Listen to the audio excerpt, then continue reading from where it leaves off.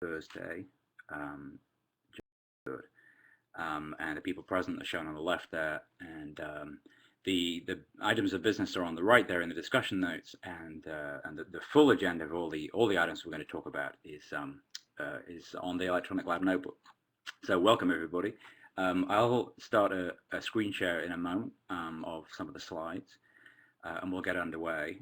There is an agenda there which will roughly follow the following order, where we'll talk about chemistry first, and a little bit of potency of new analogs, and then a little bit of biology, and then some comments from MMV's ESAC meeting that happened recently, which has some general useful advice for the project, and so we should definitely take into account the main points we should take into account. So we'll look at those after we've dealt with a few of the more recent results. And then a few other odds and ends. Before we get going, does anybody want to say something first, or can we jump straight in?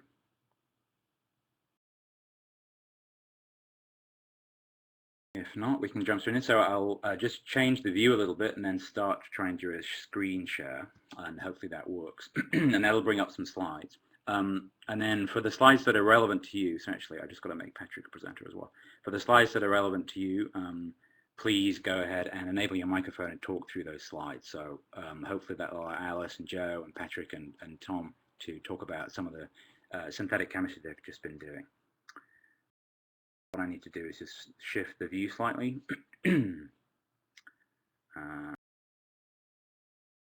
Green.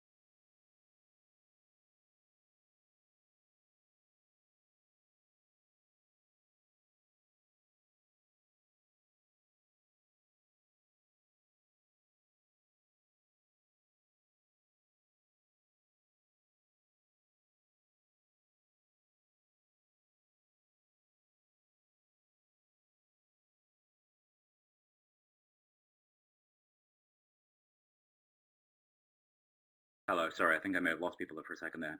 The screen share just slightly messed up. Try that again, should be okay. Okay, hopefully you can now see what I'm seeing. Can someone just confirm that's the case? Just audio, because I can't see the chat window anymore. Okay, great. All right, so this is the, these are the slides. I need to try and do full screen, so sorry about this. 1 second, okay, there you go. All right, so these are, I think I'd just like to start quickly with some discussion of, just some quick discussion of some results on the latest compounds. So these are single point data from GSK that came through on some of the latest compounds that we made. And some of these compounds were fairly simple analogs of, based on what's been made before, and arose from some of the early chemistry that we were doing. So these analogs aren't particularly advanced, and the log Ps aren't great, but they were made as part of kind of validation of the chemistry. Now, what's going to happen here is that the compounds that are active, so the green compounds with decent potencies, will have IC50s determined, and they're being done right now. We should get the data for those next week, and the inactives won't. That's the way that GSK have set this up. But so the results, just quickly, I mean, the conclusions are fairly straightforward. The two compounds, 187 and 189, are fairly unsurprising, but it's good to see that they're very active. Any change to the linker, so this disulfide hadn't been made before, and these amines hadn't been made before, those destroy the potency, so we won't get the IC50s on those, but clearly. And this compound as well wasn't a surprise because that's a known compound in the series, but was made because of some of the chemistry that Alice was doing, which she'll talk about. And then the other set were these, so moving on to the kind of amide set. Precursors were there as presumed negatives in the book. These were by Alice and Tom, and they'll talk about the chemistry in just a moment. And again, so 202 there was something that was made because we knew that was active, and then these others here are. It's fairly striking that this compound has, I mean, essentially, there's a binary reduction in activity here. There's 0. Every other compound has given some activity. This is 0, just with the difference of a methyl group here, and then you would gain some activity. But clearly, that's a very deleterious substitution. We knew the substitution in that part of the molecule was very sensitive. So the activity was very sensitive to substitution in that part of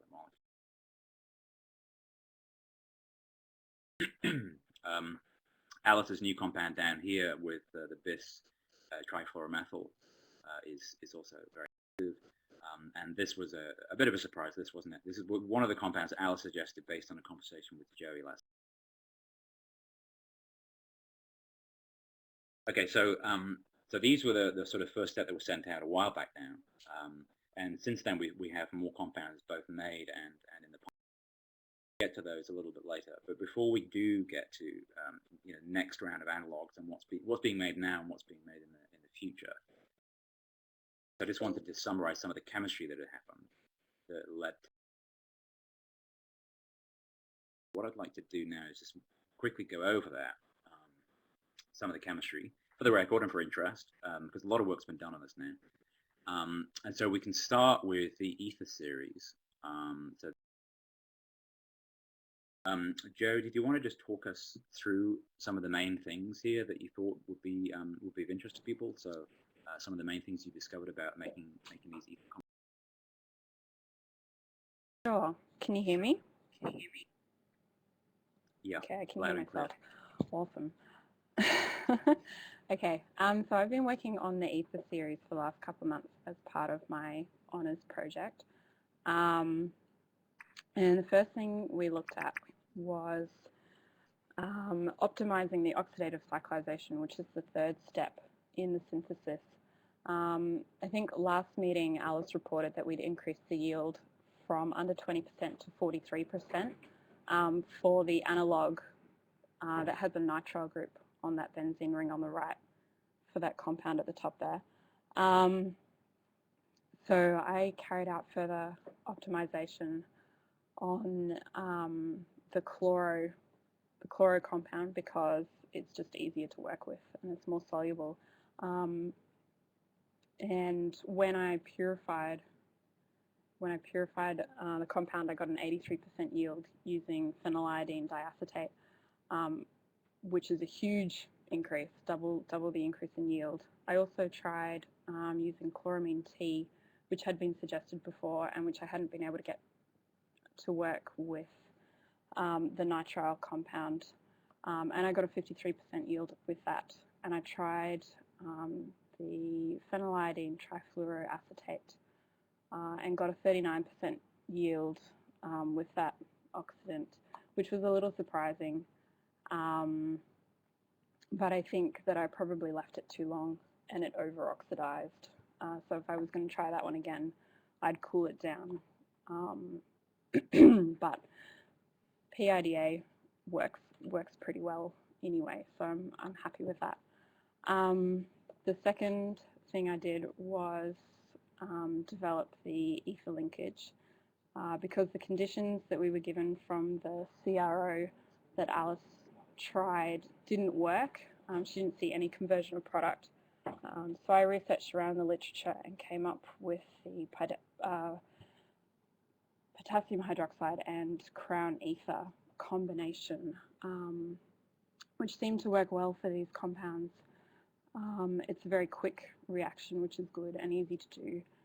And I got a range of yields for these 5 compounds here, OSM S187 through 191, which are all the compounds that I've made in this series as well. Cool. Do you want to flick to the next slide, Matt? Awesome. So these two reactions working really well. I'm now having major problems with step 1 of the ether synthesis. So in this box on the right here, JU1 is my desired product, and I've made that plenty of times, and then all of a sudden the reaction stopped working. And Kat and I thought it might be this product on the right, but that seems quite unlikely. And I can't get it to work. I've done it twice. I think I've gotten it to work twice out of the last 6 times. I've tried testing the starting materials and the solvent and the water content of the solvent, playing around with leaving the reaction to cool right down before putting it on the rotovap to remove the solvent, because we don't work this reaction up. And if you cool it right down, I can get the right product out. But if I don't let it cool enough, I don't get the right product out. Saying that though, I tried to do this again on Tuesday and got the wrong product again by following all the same steps as before. So that's quite a stumbling block in my syntheses at the moment, which is a bit of a shame. The next thing I'm going to do though is work out, try to purify it tomorrow, and then try and get a crystal structure of the product, because I can't work out what that is from the NMR and the mass spec either. So once I have this up and running, I want to synthesize some more analogues. So the first ones are looking at putting this pyridine ring on. I've synthesized the one on the left with the nitrogen in the 4 position. Hopefully, I purified that this afternoon. And then work on the other 2 next week if I can get some more starting material out. I also want to synthesize this one at the bottom on the left with the difluoros, because as Matt pointed out yesterday, I think it was, we don't actually have data for this compound, and these are the 2 most common side chains that are used, but we don't have data for them together in the same molecule. So it's the prototypical ether, and I'll work on synthesizing that one next week. The three phenolic ethers on the right there, Alice is in the middle of synthesizing, because potencies that we got from the CRO for similar compounds were not too bad, reasonable, and probably worth exploring. The last one that I want to have a look at is this fluoroalkene, second to the left, because I read that fluoroalkenes are often used in peptidomimetics instead of amides, because they aren't hydrolyzed by proteases. And I found a paper which shows me how to make these out of ketones, and so I'm interested to see what the difference between the fluoroalkene and the amide is, from a chemistry perspective, but also from a biological perspective, and seeing what it does to the potency of these compounds. I think that's all from me. Any questions?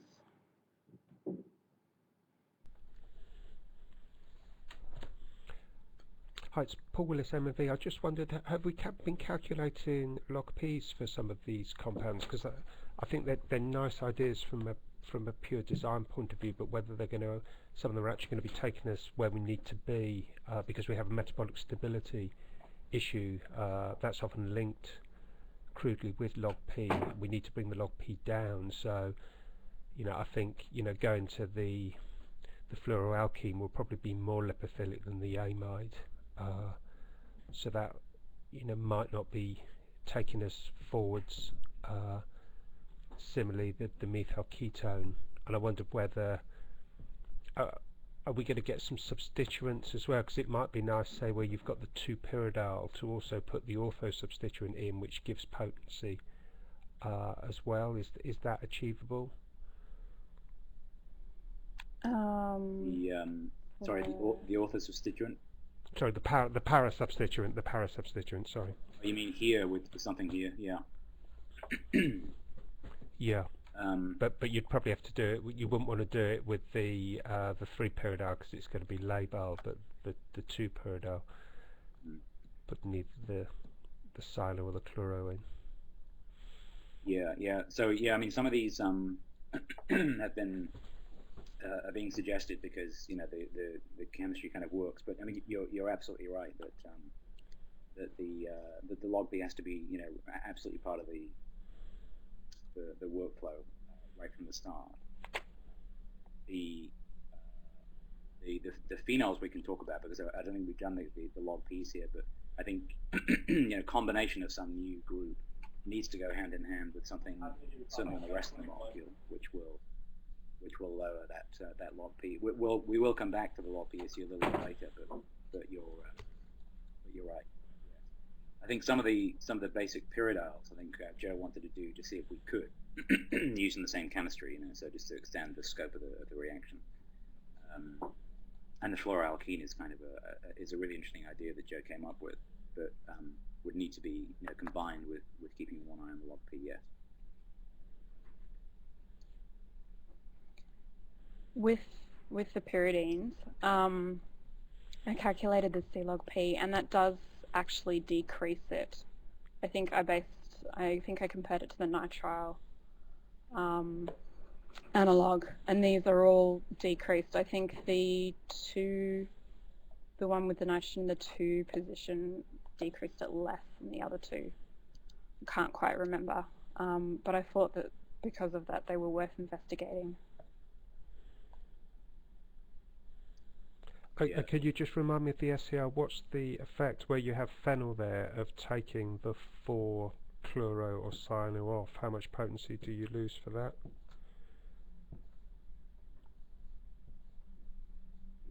Do you remember, Matt? Yeah, no. What I might be able to do is just come out of the screen mode here and go to the new and improved SAR section of our wiki, which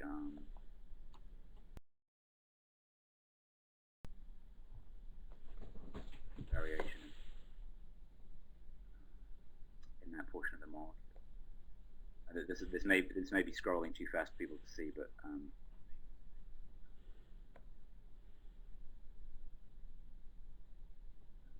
let's see it. We could check it after the meeting, Matt. It's probably sure. I think interested time. I think the short story is that the pyridyl is tolerated in both positions, but there's really not very much data on that. Okay, perfect. Okay, so no, they'd be worth looking at them. Yeah. All right, that's excellent. Thank you very much, Joe. No worries. So if we could quickly move to the yeah, of course, Alice. Sorry, did you want to talk about I was about to say go to the AMIs, but it'd be really great if you were able to update us a little bit on.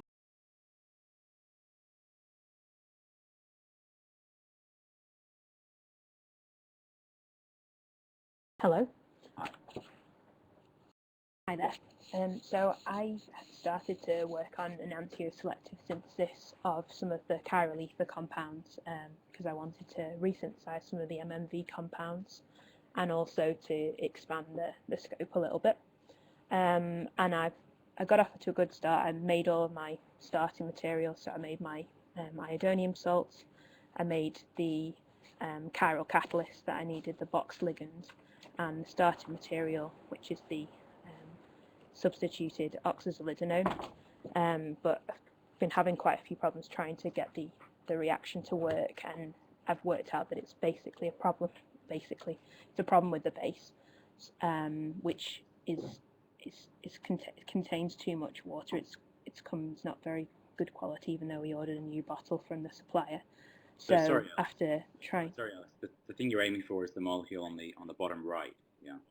Yeah. So I'm trying to make if there's a compound here with the chiral compound, if you just go up, Matt, to the So I'm aiming for the final product is in the bottom right-hand corner of the screen, and in order to synthesize this in an enantioselective manner, I wanted to use some methodology to first synthesize this enantio-enriched alpha-arylated oxazolidanone product. And this is the reaction that I'm having problems with at the moment. And the problem is with the sodium HMDS base, which is it's just got too high a water content. So what's happening is the reaction I'm doing is to form the silyl ketene imide, which is the third compound on the top row. And when I take this product and react it with an iodonium salt, which I made, which is just on the row below, in the presence of the chiral box ligand, I can't obtain this final product either with the ligand or, as on the left-hand side of the screen, in the reaction, the racemic reaction, which doesn't have the ligand present. And the problem here is the sodium HMDS base, because I've distilled everything else and made sure everything else is really dry. So I'm currently waiting for a new bottle of this base with the Shore seal, and then I'm going to retry this reaction and continue the enantioselective route to these compounds. So in the meantime, I've been working on a racemic synthesis to allow access to both enantiomers of these compounds. So we thought we could test the racemic compound and also perform a preparative scale HPLC separation of the two compounds and get data for both the R and S enantiomer. So this route starts off with this aldehyde, the 3,4-difluoroaldehyde, and in 3 steps I can get through to this ester with a bit of cyanide, which I've presented before, so I'm not going to go into the details. And then I tried some different methods for the introduction of an alkyl ether to give me a precursor, which I could then do a lithium aluminium hydride reduction to provide an alcohol, which is then coupled with the triazolopyrazine core, which is the chloride core, to give the final product. So what I've tried to summarize on this slide is that I managed to make the racemic methyl ether, and that's, as we expected, had good potency. This was an original MMV compound.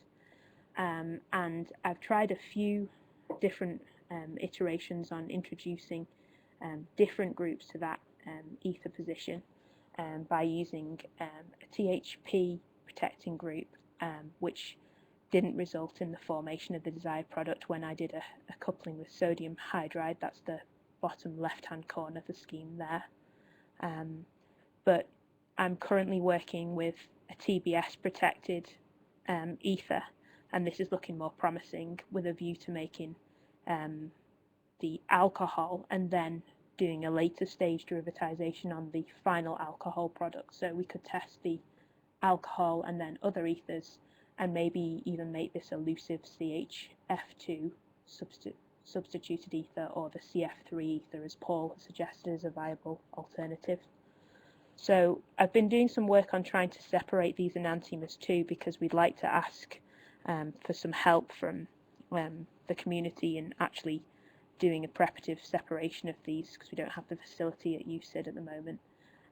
But I've been having quite a few problems in trying to separate the enantiomers of this OSM 208, which is the bottom right-hand corner, which has got a methyl ether there. And the problems with this is just that it's a really insoluble compound. So just even getting it onto the column onto the column with the columns that we've got here isn't working so well. I think I've got one more shot at trying that, otherwise I'm going to have to put that as a request for some help from the community. So that's where I'm up to with the chiral ether compounds, and Joe and Tom well, Joe's already told us about the other Ether has been working on, and Tom's going to tell you more about some of the amides.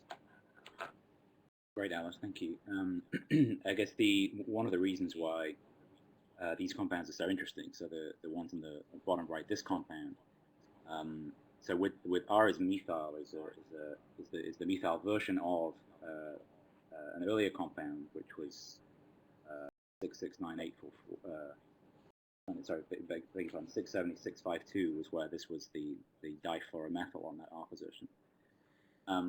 And we're going after the methyl because it's a little more tractable to get to. But both of these compounds have they're potent and display clearance parameters. This compound, the one that's shown there, 88444, I think, has been has shown activity in vivo. So these really are kind of the front runner compounds, which are highly potent. And so it would be pretty exciting if we were able to show that one of these enantiomers is active, because the potency would then go up.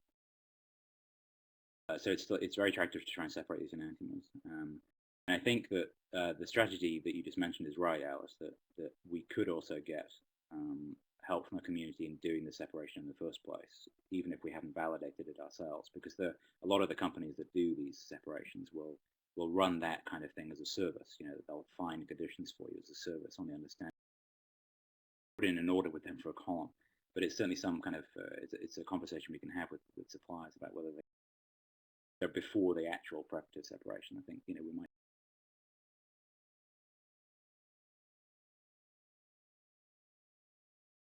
Did anybody want to come in on any of this work? Otherwise, move on to the amides.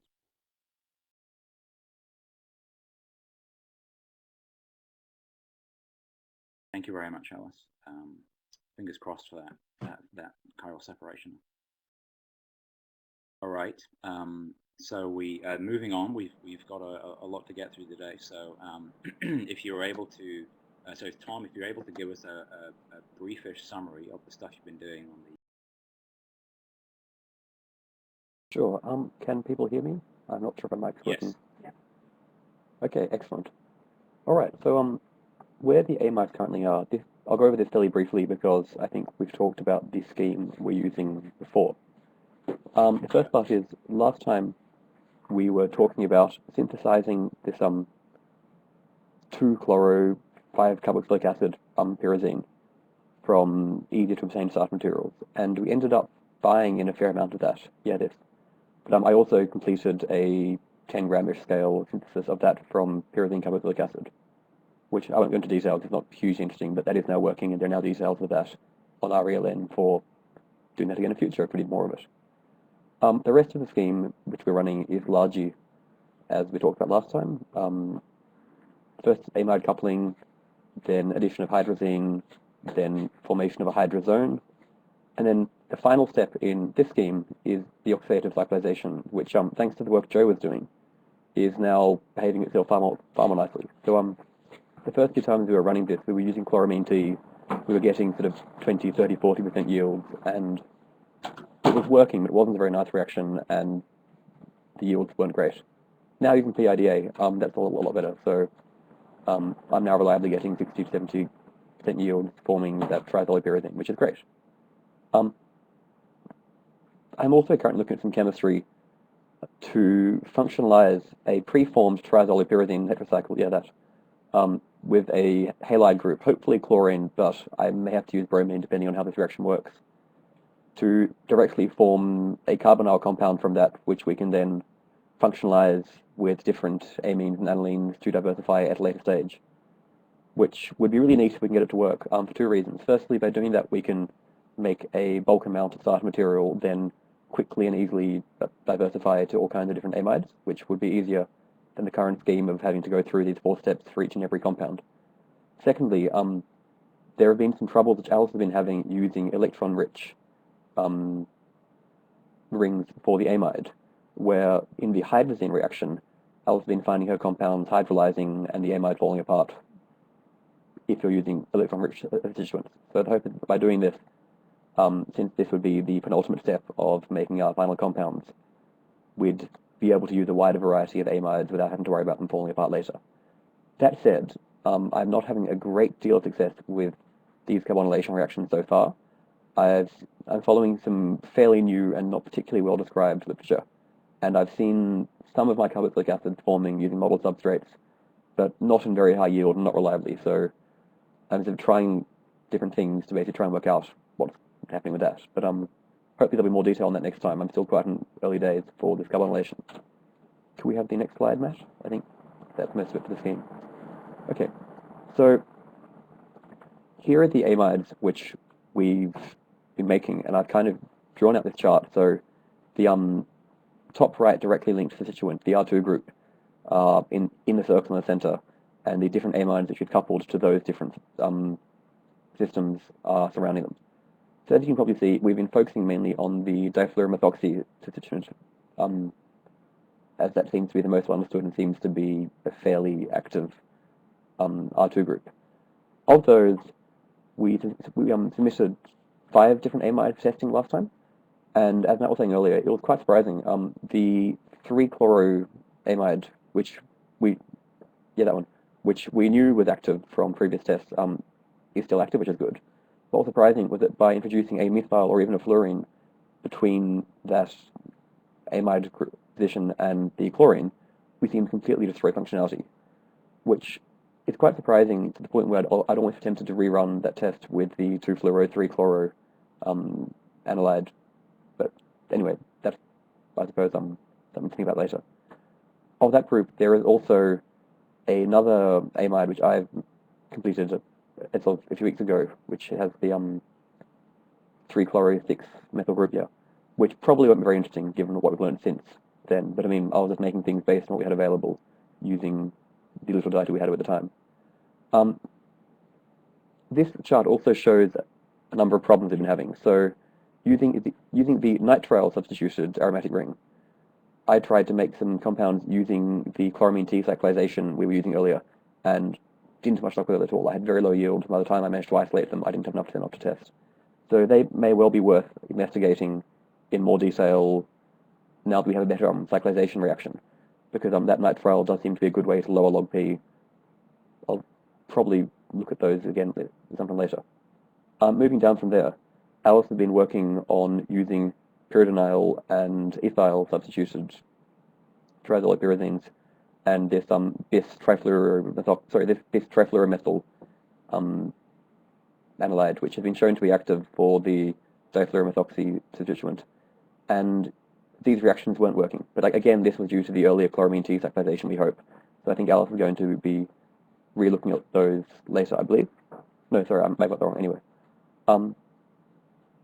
On the other side of the chart are just some things I've been playing around with more out of curiosity for the reactions that you've been using here. So these nitro compounds and methoxy compounds, I think it'd be interesting to, well, for start, I've learned a bit about the hydrazone reactions and the oxidation reactions, just in terms of these. The nitro compound with electron withdrawing nitro group doesn't seem to form the hydrazone very well, or cyclize very well either. So that seems to be possibly a problem with our reactions if we start heading towards electronically similar groups in the future. I was also kind of curious, just the difluoromethoxy seems a slightly odd constituent to have latched onto so heavily in the earlier work. So I just found it interesting, I suppose, in a way, to make some straight methoxy compounds and see if that significantly damages the potency. Over on the right-hand side, these are other, so this is what I was talking about earlier, actually. This benzylamine, Alice made a number of hydrazones based on this, and these all failed to cyclize with chloramine T, so they had to be remade, apologies. And underneath those, these are the amides which I was talking about earlier, which tend to hydrolyze during the hydrazine reaction. So we're hoping that if I can find a way to directly carbonylate a triazolopyrazine ring and then form an amide in the final step, revisiting these could be interesting, but for now they seem to be inaccessible using our current techniques. I think that's most of the amides. Great, thank you. Yeah, just the two caveats on what you said, the nitro and the methoxy. I mean, the methoxy is obviously could be useful to be made as a comparison point to what we already have. The nitro you're doing for the purposes of just understanding something about the basic chemistry of the cyclizations, right? If we were to make that compound, you've already said to me that you were going to reduce that and then maybe do something with the amine. You weren't proposing to screen the nitro compound. Yeah, certainly, that's the final intention, but as I was saying, I've been having some surprising difficulties just with the chemistry playing around with that, so whether that happens or not, we'll see. I mean, I'm not hugely invested in it, it just was a reagent we had lying around and seemed interesting to try. Right. And the choice of the final substituents here will vary depending, now that we have potencies back on some of these compounds, that will obviously influence your design, but you were planning these based on the information you had at the time. Certainly. I don't have very high hopes for most of those compounds, but they were made when we hadn't got our results back. We had no idea what those substitutions which I made earlier would do, and given I'd already made the hydroxides and had the hydroxide and hydrazone sitting around, and I think they tend not to store all that well, I decided it would be better to just make some final compounds with them. Great. Okay. So that's some of the aim answers. So we'll talk specifically about analog design again in just a moment. But the chemistry seems to be working pretty well with a couple of caveats there. And obviously some of the problematic cyclizations could be solved a little bit by going back to PR. That's certainly the hope, yeah. Great. Thank you very much, Tom. Anyone have any quick questions about the AMODs, or shall we press on? Hi, Matt. I think you need to add Patrick as a presenter again because he just got logged out of the Yeah, really? Okay, hang on a second. thing. He's back in now.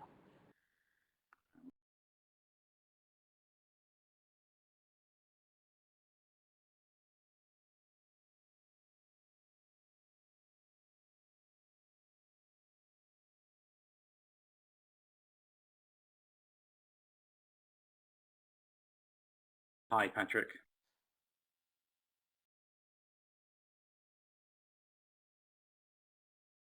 Hello, am I coming through fine? You're very quiet. Seems. Very quiet for me. Can anyone hear me? Yeah, it's like you're on the phone a That's long fine way to away. me. Oh, is it? Okay. I've got the microphone as close to my... Okay, so I'll just... Go ahead. Before I update on the chemistry, I just wanted to say I'm I'm being given more project students the next...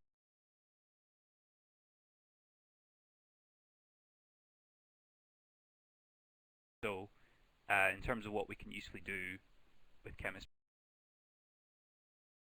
so much time myself to spend in the lab anymore, but because I always knew that was going to be the case, my synthetic time was going to be limited. Playing with some leftover compounds from series 3 that we were interested in. So OSM S106 was kind of the more interesting, more potent compound in that series, but it suffered from, I think, either a poor solubility or a conformational thing that made it an interesting suggestion came from somewhere about introducing twist, putting some ortho substituents. So my original idea was to get some combination of methylated starting materials or boronates such as 2. So the original compound is 4, and whichever methylated precursor first, I would just make one of the twisted compounds 7. If I ended up with both in hand, I would just make the full range and send them off to get 10. And as of about 9 hours ago, I have compound 6 in hand. The NMR looks good, and obviously mass. But there were initial problems with the synthesis that once they were dealt with, everything was very straightforward, and the chemistry that had previously been established in Series 3 gone straight to the final cross coupling. I've gone straight to the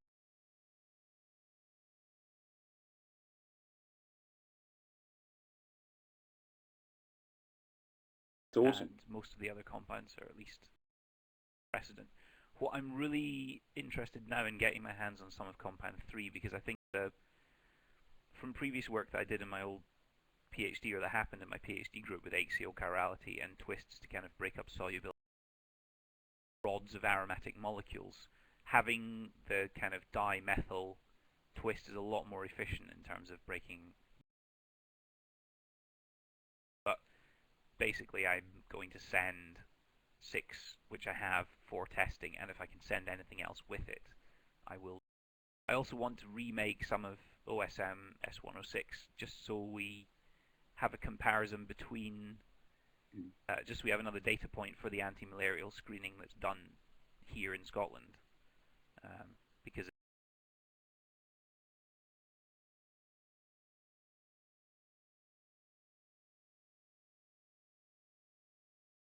That's fantastic. Compounds from the series.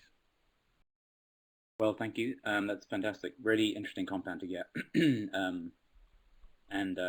Yes, it would be very nice to have another compound in the series which actually had some good activity. It's really been the most extraordinarily sensitive compound. So it's really great that that's been made. Absolutely fantastic.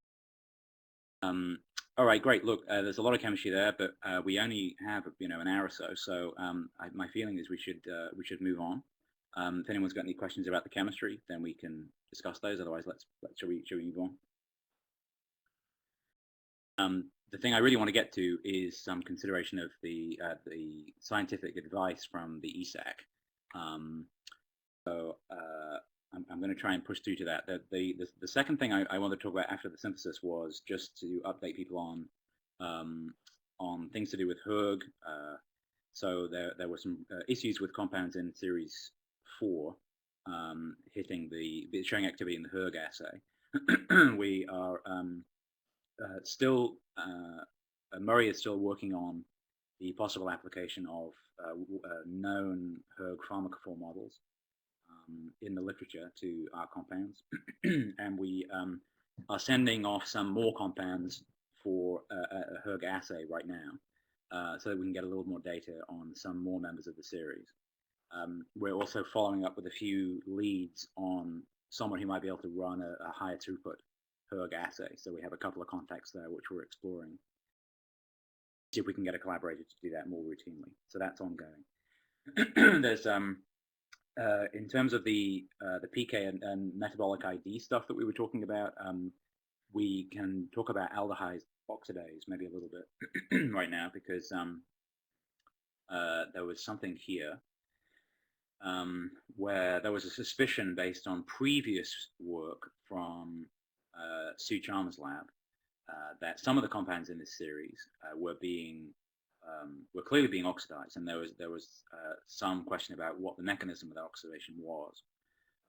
That it could be aldehyde oxidase mediated. Typically, those would be on carbon positions next to nitrogen positions in aromatic rings. So obviously that's a liability for us with these triazolopyrazines. And we don't yet have the confirmation of where on the ring it's being oxidized, as far as I know. That work was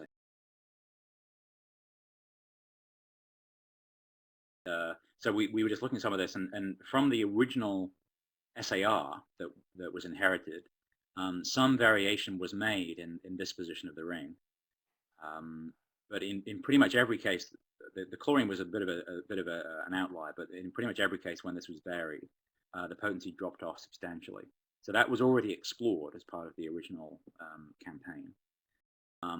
There are other possibilities that maybe we should consider in terms of trying to block any possible aldehyde oxidase activity, such as modifying the aromatic ring itself. And I was just playing around with some structures in the lit to see if triazolopyrimidines had been made, and sure enough they have, hitting a different target. It's a different mechanism of action, I think, but the chemistry should be tractable if we decide to move to a ring system of that kind. But of course, any plan to do that would be premature until we've got results back from the metabolic ID studies that I'm sure of maybe what the mechanism. I've been in touch with a few groups who run an aldehyde oxidase assay, see if our compounds are particularly susceptible to being oxidized by that mechanism. Hopefully I can update the project a little bit on someone who might agree to run that's ongoing. Anyway, just to flag that up as being an important consideration. I don't know if you wanted to say anything about that, Paul, about whether there was any progress on the identification of the position on the ring where the compounds were being oxidized. I'm not actually sure there's any work going on at the moment. I guess the issue is that we do have a metabolic stability problem when we look in vitro in microsomes, and also when we went in vivo with some of the compounds, the metabolism was a lot higher than that predicted from microsomes. So there was a suggestion that the aldehyde oxidase could be involved, and as Matt says, the structure, you can see flags where that might be. But we've been struggling to find someone who can actually run an assay for us. Okay.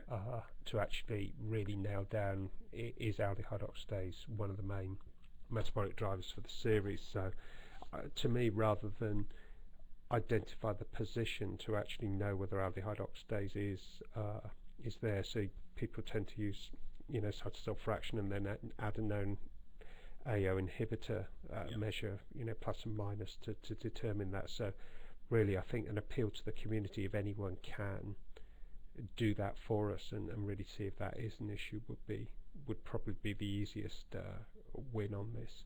Okay. Yeah. So there's some progress behind the scenes a little bit on that, because so I put out some requests and I've got some bites. There was some more data that also came through. This was slightly in response to some of the ESAC comments as well. Which is the possibility of modifying the ring in the other portion. Again, this was looked at a little bit, and there were some comments back from ESAC that said that perhaps we should reinvestigate some of these core changes to go for compounds of this kind, where maybe there was this was flagged up. 669.846 was flagged up as a possible thing we should look at.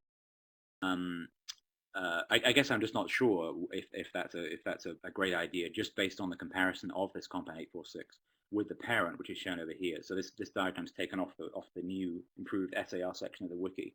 Now that we've fully digested all the SAR that we got, and this compound is inferior to the original. So here's our parent compound with the potency and the clearance as shown. And when you alter the ring, you get inferior data. So I guess I'm not sure if that's worth it, and certainly I'd be reluctant to try and do that before we've got some output of the AO assay. I don't know if you've got any comments on that, Paul, whether I've missed the point there, but it seems like we're currently working on the best heterocyclic scaffold. No, it looks the same to me. I didn't have time to chase the data band, but yeah, it looks if it doesn't offer an advantage. I mean, the potency is within 2 or 3 folds, so it's similar, but does look worse. But the metabolic stability is not better, so it's hard to see a drive to move to that compound. I will go back and clarify with the particular ESAC expert who raised that, and just check whether we have captured their point accurately. I guess we're going to run out of carbon positions to make nitrogens pretty soon, because we've already got 4 nitrogens in this ring system, and we can't make them all nitrogens, right? But, okay. That's good. So one other brief point about mechanism of action before I get onto the specific points from ESAC was just that we had some there's some work going on in the background about the mechanism of action of this stuff, which is not yet open. But Murray had been looking at trying to do some predictive work on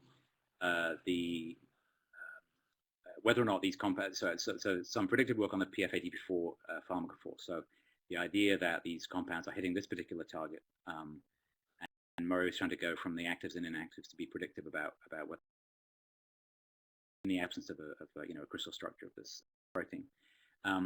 So Murray did a few predictions, and we sent some compounds off for screening in Kieran Kirk's lab, and Adele did the screen of these compounds versus that. So this is an ion regulator. There's a reason why PF80 activity is in inverted commas, is because this is an ion regulation assay. And so that work was done at ANU, and the results came back as such. So the 2 conclusions were that the pharmacophore model that Murray's been working on needs a tweak, because there are some lack of correspondence in some cases between predicted activities and found activities. But the second conclusion was that there is an extremely tight correlation between potency, whole cell potency, and activity versus in this particular assay. So essentially, in all cases, these data now can be added to 5 other data points, and all of these are showing that any compound which is active in Kieran's assay is going to be potent against the whole cell, parasite and whole cell assay. So certainly very strong evidence that this is the mechanism of action. We can think about alternative approaches to prove this even more, and this was something that was raised by ESAC, other chemical biology approaches, but the correlation is extremely tight here. That's really nice.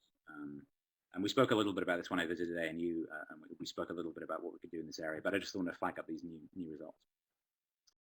Any comments on that, or should we move to the ESAC comments? Okay, so just moving on quickly. So the ESAC met and gave a lot of feedback to the project, which was extremely useful.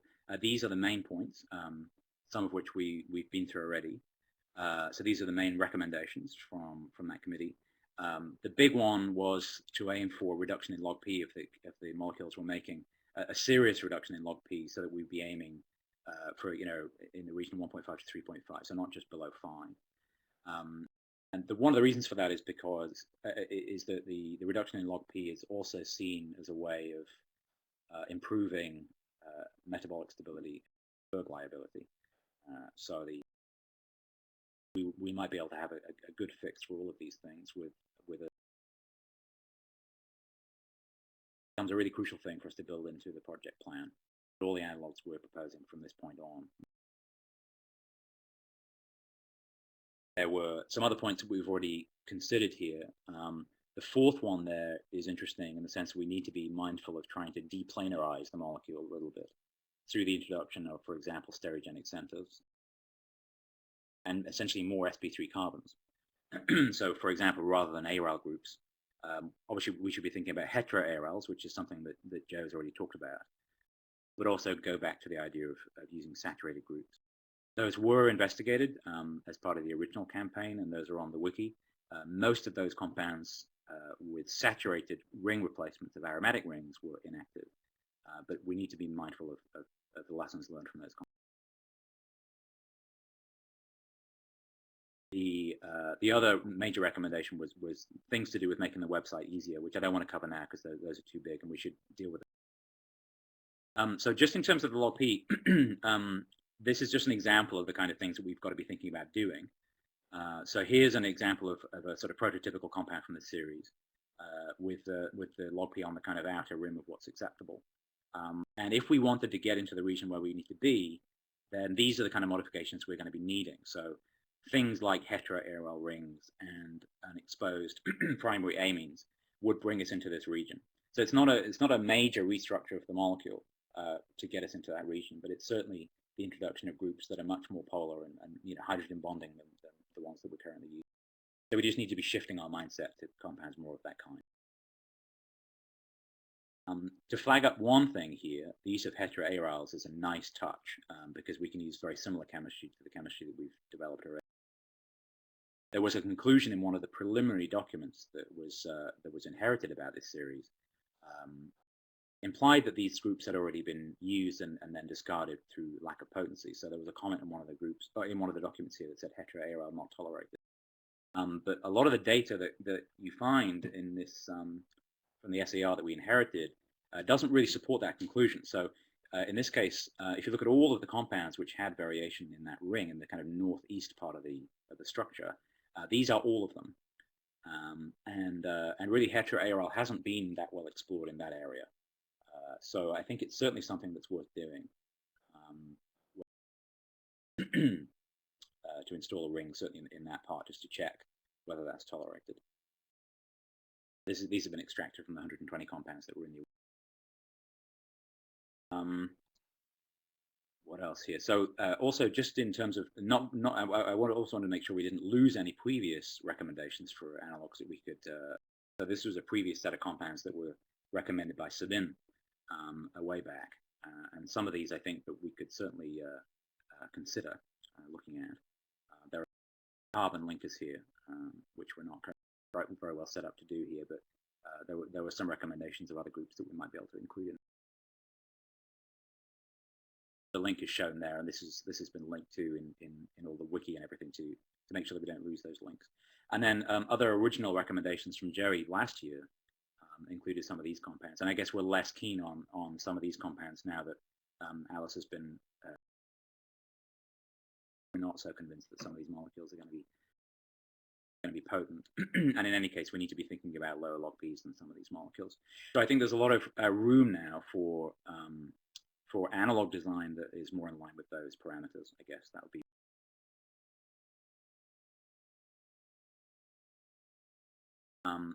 Okay, so those are all the slides. Does anybody have any general comments about design of analogs in the next phase? I might just come out of the screen share and go back to the regular view so that we can capture any comments.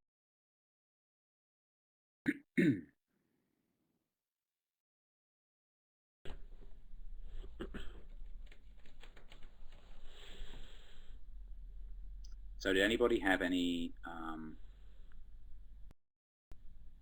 suggestions of things that we ought to be doing for analog synthesis and the general principles of design? I just want to make sure we don't lose anything here, that we have we capture ideas. There is the chat window in case people have been saying things, but I think we've covered pretty much everything. But if we're missing something obvious, then by all means, please.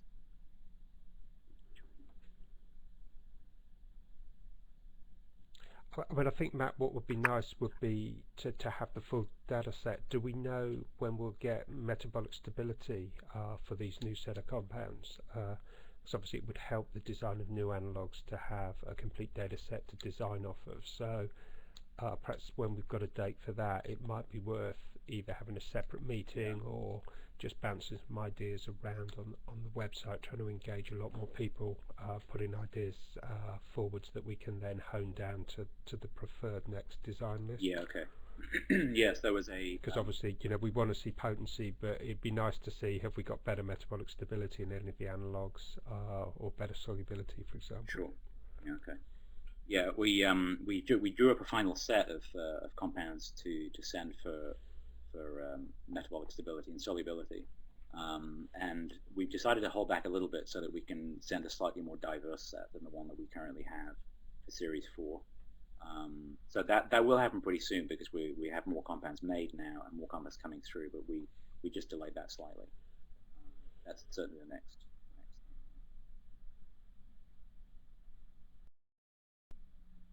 So I think it'd be good to get those off. Intrinsic clearance and solubility is a priority, just to help the design process. Yeah, okay. All right, good.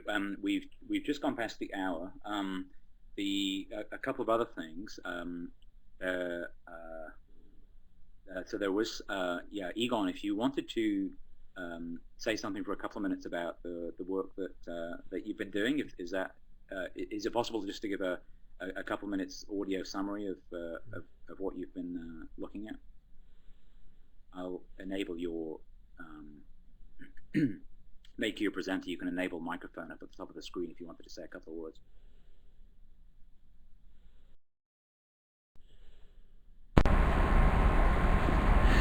Okay, can you hear me?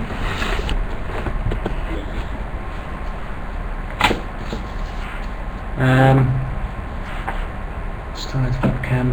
So how do I share my screen? Oh, you want to share your screen? You want to share your screen? Okay. Oh, not necessarily.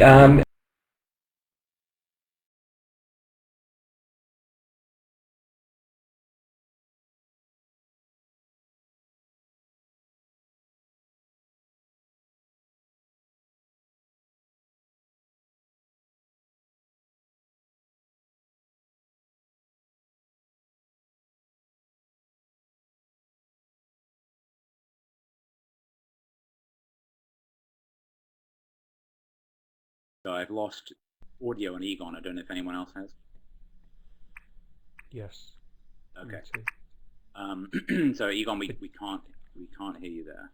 So I might just carry on while maybe needs to reconnect. I might just carry on. A quick update on so we're still working with George from Campbell to try and do some automated work on import of molecules to the Campbell webpage. That's ongoing. We're going to try to the manual import of all the compounds from Series 4 into Campbell is happening.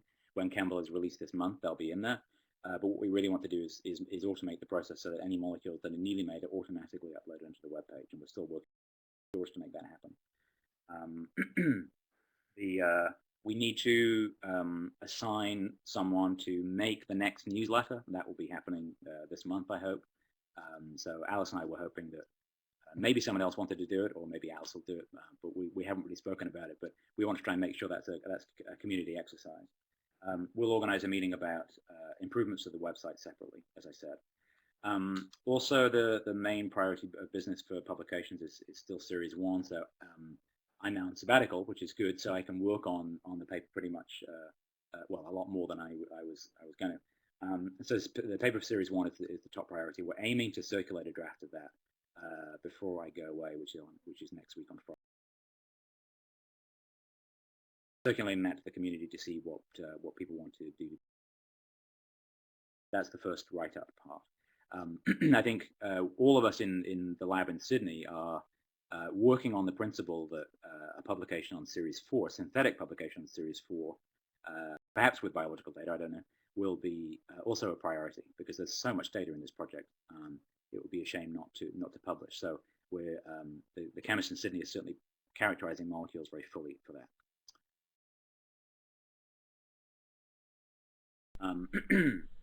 So Egon, yeah, there seems to be some problem with your audio. I'm sorry about that.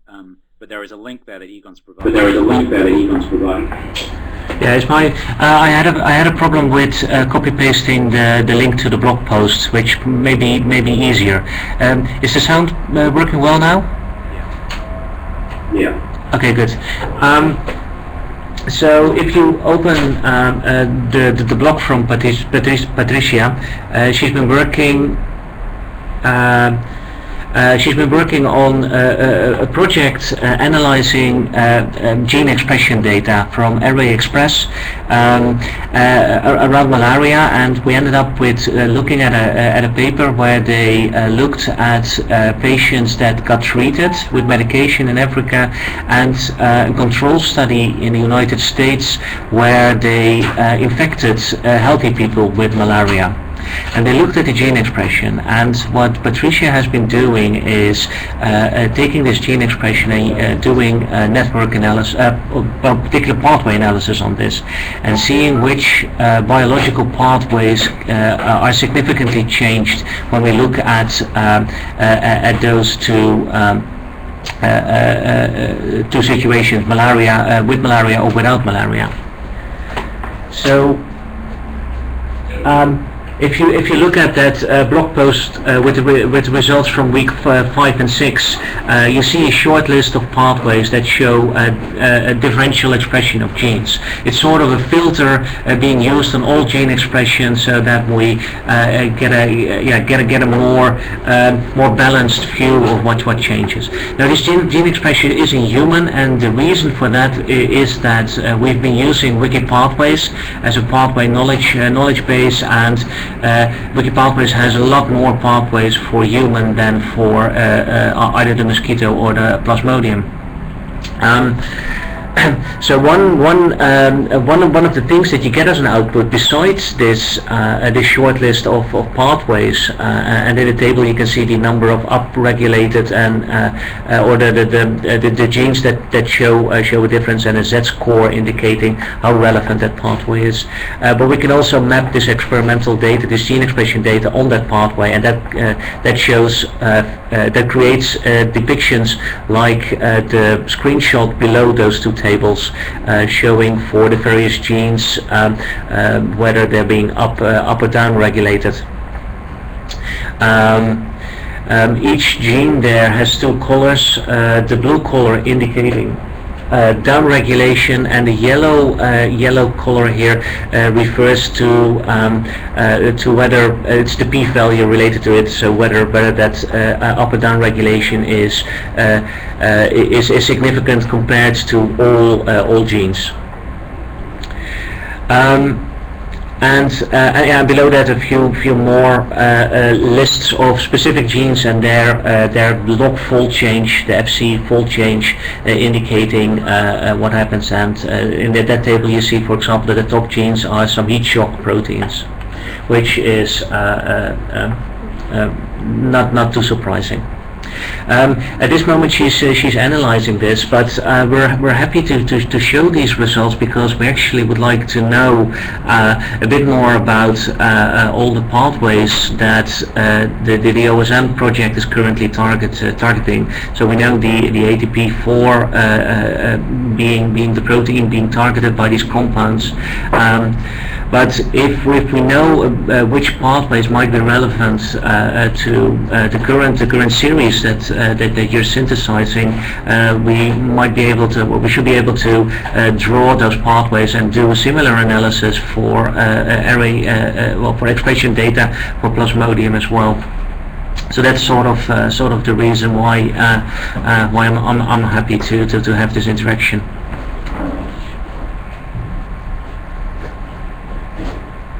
Great, thank you.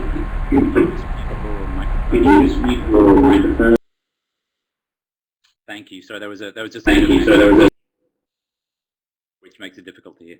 That's great. Thank you very much. And please do feel free, obviously, to use the the Google Plus community, for example, to ask specific questions for which you need assistance or you want some interaction. It's a community for everybody. And what you're doing sounds very interesting for what we're doing with understanding the ATP4 activity of these compounds. Okay, so I'm conscious that we're over time. I think we've covered everything in a whistle-stop tour of the project so far. Does anybody want to say anything else in terms of any other business, anything we haven't covered? Matt, I'd just like to draw people's attention to the reference that Chris has posted.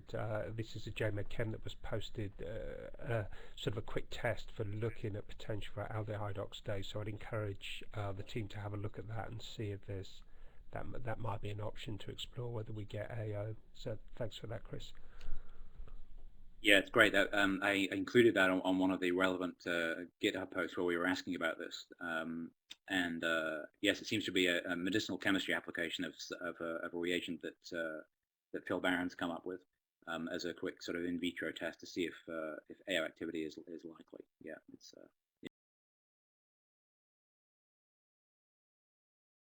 Okay, in that case, if there's nothing else, obviously if things come to mind afterwards, then please distribute to the community by some means online. We will post this recording and write up what's happened in the meeting and develop some action items. So if there's nothing else, then I just want to thank everyone for coming. That was very useful. Summary will the final PowerPoint slides I'll put up on the lab notebook so that everyone has those. If somebody will be so kind as to just capture this chat window to make sure that we have everything that was said, that would be very useful, and we'll post that too. Okay, so if there's nothing else, yeah, so thank you everyone for coming. That's really really great. It's just about 3:45 in Boston, so I'll decide whether or not to go to bed or not, or whether to just have breakfast. Have a good evening in Sydney. Have a nice rest of the morning in Geneva, and we'll decide on the date for the next meeting pretty soon, and get together then to talk about the latest progress. So yes, thanks everyone for coming. That was really great. Thank you everyone for presenting. Yeah, thanks everyone. There's a lot of tough chemistry going on, so well done. There is. Yes, there is. And yeah, okay. Thank you everybody, and we'll see you again soon. Thanks. Bye. Bye bye.